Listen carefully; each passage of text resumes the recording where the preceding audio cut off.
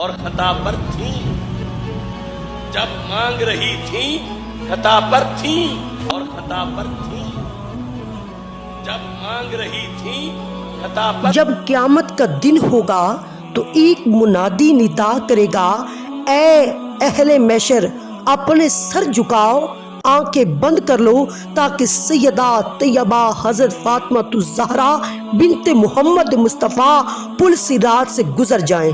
حضور نبی کریم نے فرمایا کہ فاطمہ میرے جگر کا ٹکڑا ہے، اور جس نے فاطمہ کو ناراض کیا اس نے مجھ محمد کو ناراض کیا۔ یہ شان سیدہ طیبہ حضرت فاطمہ الزہرا کی۔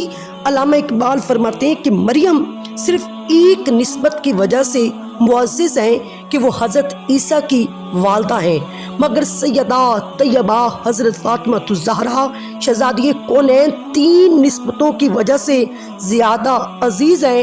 پہلی نسبت یہ کہ وہ نبی کریم جو اولین ہیں اور آخرین کے امام ہیں، ان کی نور چشم اور لخت جگر ہیں، جن کے لیے حضور نے فرمایا فاطمہ تمہارا خون میرا خون ہے، اور جس نے فاطمہ کو تکلیف دی اس نے مجھے تکلیف دی۔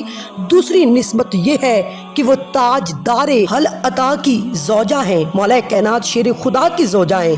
اور تیسری نسبت وہ امام حسنین کریمین کی والدہ ہیں جو جنت کے جوانوں کے سردار ہیں۔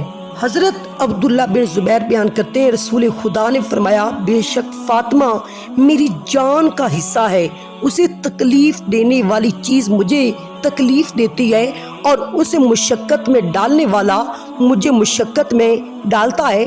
حضرت ابو حنظلہ سے روایت ہے حضور نبی کریم نے فرمایا کہ بے شک فاطمہ میری جان کا حصہ ہے، اور جس نے اسے ستایا اس نے مجھے ستایا۔ سیدہ طیبہ فاطمہ الزہرا سورہ کوثر کی عملی تفسیر بن کر دنیا میں تشریف لے کر آئیں، کیونکہ نسل رسول خدا آپ کے ذریعے سے چلی۔ جب سیدہ طیبہ حضرت فاطمہ الزہرا حضور سے ملنے کے لیے تشریف لے کر آتی تو آپ کھڑے ہو کر ان کا استقبال کرتے۔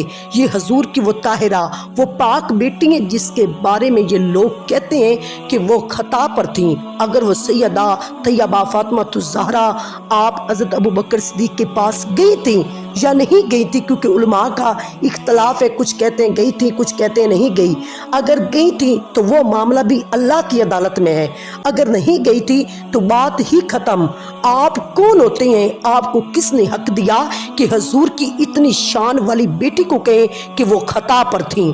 اللہ تعالیٰ ہمیں ایسے لوگوں سے بچائے جو لوگوں کو گمراہ کر رہے ہیں اور حضور نبی کریم کی آل کے بغض میں اتنا بول جاتے ہیں۔ یہ صرف بغض اہل بیت ہے۔ اللہ کے رسول فرماتے ہیں اگر کوئی شخص اپنی ساری زندگی حجر اسود اور مقامی ابراہیم کے درمیان نمازیں پڑھتا رہے، روزے رکھتا رہے، مگر اس حالت میں مرے کہ اس کے دل میں میرے اہل بیت کا بغض ہو، تو میں محمد اس ذات کی قسم کھا کر کہتا ہوں جس کے قبضہ قدرت میں مجھ محمد کی جان ہے، اللہ اس شخص کو ضرور جہنم میں ڈالے گا۔